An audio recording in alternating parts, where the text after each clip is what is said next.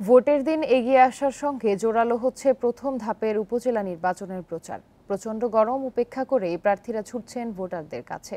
বৈরী আবহাওয়ার মধ্যেও প্রচারের লড়াইয়ে পিছিয়ে থাকতে রাজি নন কেউ। 1, 2, 3 ঢাকায় জমি জিতে নিন 100% ক্যাশব্যাক সহ 20 কোটি টাকার পুরস্কার। একদিকে চলছে তাপপ্রবাহ, অন্যদিকে বোরো ধান কাটার মৌসুম, তাই হাটবাজার চায়ের আড্ডায় স্বাভাবিক সময়ের তুলনায় লোক কম। এর প্রভাব পড়েছে উপজেলা নির্বাচনের প্রচারে, কিন্তু বসে নেই গোপালগঞ্জে 3 উপজেলার প্রার্থীরা।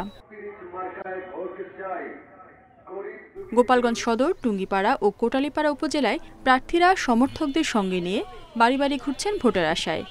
গোপালগঞ্জ সদর উপজেলার ভিতরে কোনো যদি বেকার যুবকদের জন্য কোনো প্রকার সরকারি কলকারখানা, বেসরকারি কলকারখানা, বিভিন্ন সফটওয়্যার কোম্পানি যদি আমরা চেষ্টা করতে পারি, আমরা আশা করি সফল হব।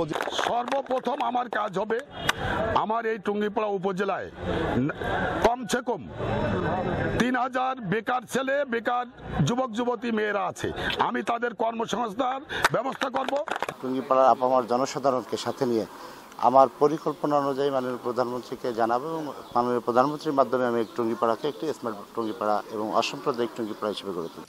উপজেলা নির্বাচনের আমেজ স্পষ্ট মেহেরপুর সদর ও মুজিবনগরে। সড়কে নজর কাটছে প্রার্থীদের পোস্টার, মোড়ে মোড়ে তৈরি করা হয়েছে নির্বাচনী ক্যাম্প। এসব ক্যাম্প ঘিরেই চলছে প্রচারের ব্যস্ততা। গরিব দুঃখী মানুষের মনের কথা বুঝবে, ভাষা বুঝবে, তাদের আমরা দেব ভোট। রোদ গরম মাথায় নিয়ে ভোটের আশায় পাড়া মহল্লায় প্রচার চালাচ্ছেন হবিগঞ্জের বানিয়াচং ও আজমিরীগঞ্জ উপজেলার প্রার্থীরা। উন্নয়নের পরিকল্পনা এবং কুশল বিনিময়ে ভোটারদের মন জয় করার চেষ্টায় কমতি রাখছে না কেউ। প্রার্থীরা যখন ব্যস্ত প্রচারে, তখন ভোটের পরিবেশ নিশ্চিত করা নিয়েই চিন্তা নির্বাচন কর্মকর্তাদের। এখন পর্যন্ত প্রচারণার মধ্যে কোনো ধরনের অনিয়ম আমাদের কাছে পরিলক্ষিত হয়নি। ভবিষ্যতে বা সামনে যদি কোনো আচরণবিধি কেউ লঙ্ঘন করে, তাহলে আমরা আইনানুগ ব্যবস্থা গ্রহণ করব।